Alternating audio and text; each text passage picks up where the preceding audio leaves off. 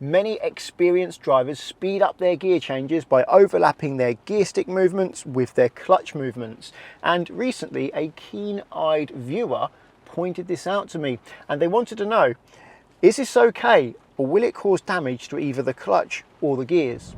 This is what I mean by overlap. I'm going to do this really slowly so you can see what's happening. So the gear stick gets moved out of gear as the clutch goes down at the same time. And then the clutch starts to come up as the gear stick goes into the next gear. I'll show you that again. So clutch down as it's coming out of gear, and then clutch up just as it starts to go into gear.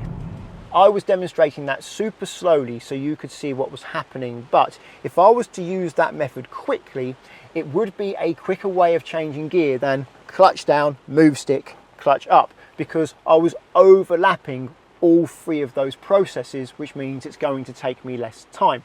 But is this going to cause any extra wear to your clutch or your gears? Well, the clutch, no, but the gears, maybe. If you are pushing the gear stick out of gear before the clutch is fully down and the gear stick moves freely, then it's highly unlikely you're going to cause any extra wear to your gears. However, if you're doing this, you're trying to move it out of gear before the clutch is fully down and the gear stick is stiff, then you may well be causing extra wear. Make sure the clutch is fully down before you move it out of gear. Where you're more likely going to cause harm is if you try to lift the clutch up at the same time as pushing it into gear. You can get away with lifting the clutch up a little bit as you push it into gear in most cars. How much you can get away with depends on where the bite point is. But if you reach the bite point whilst the gear stick is moving into gear, well, then you're going to crunch the gears. And if you continue to crunch the gears, your gearbox is not going to last very long. Different gearboxes take a different level of abuse before they fail, but I highly advise against crunching your gears, and I recommend making sure you enter the gear whilst the clutch is fully down.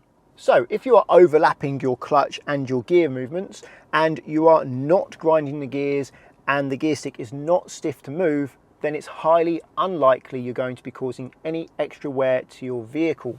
But beware, because if you are overlapping your movements, that means you're going to have a small margin for error. If you lift that clutch up just a little bit sooner than usual, then you may well be grinding the gears. And be extra careful when you change vehicles. If you change to a different vehicle, try not to overlap your movements, because you don't know that vehicle. You don't know where that bite point is. It's going to be different. The reach to the gear stick is going to be different, and the throw is going to be different. So it's going to take you a different amount of time to change gear, which means your whole timing is going to be off. So when you're changing cars, I highly recommend taking your time, being deliberate, clutch down, move stick, clutch up to the bite point. There it is. Drive the car slowly until you have learnt that car, and then you can drive it proficiently. If you're new to driving a manual, I actually have a video which includes some practice exercises to help you change gear smoothly. And what's great about these exercises is that you don't need to be moving. You don't even need the engine running. You can sit in a stationary car with the engine off and practice how to change gear smoothly. This can help build up your confidence before you get going. And when you do get going, you're more likely to be successful. If you're interested in that video, I'll leave a link to it up there. I don't teach my pupils to overlap their gear and clutch movements, but if they start doing it on their own accord and they're doing it in a way which doesn't harm the vehicle, I will allow them to do it. But if they start lifting the clutch up before they've fully entered the gear, then I'm going to say something, because if I don't, usually they lift the clutch up earlier and earlier and earlier until they grind the gears.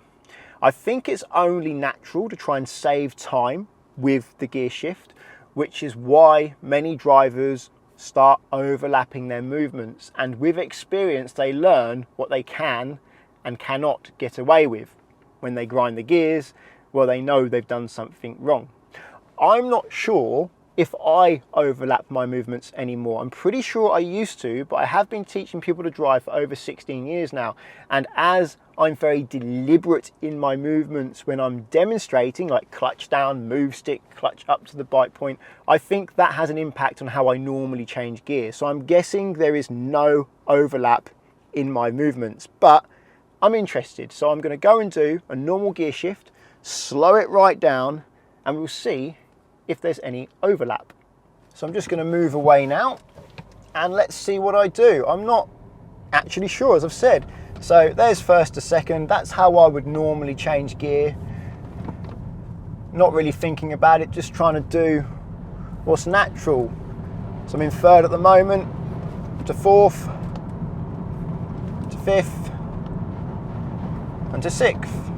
I'm going to slow that right down now to take a look. So here we can see I'm pressing the clutch down. Watch when the gear stick starts to move. Aha! I've just started to move the gear stick, but my clutch pedal isn't quite all the way down yet, as you can see in the next frame, which I will show you now. The clutch was still moving down as I was pulling it out of gear. Let's see if the clutch stays down until I have fully entered the gear. It does.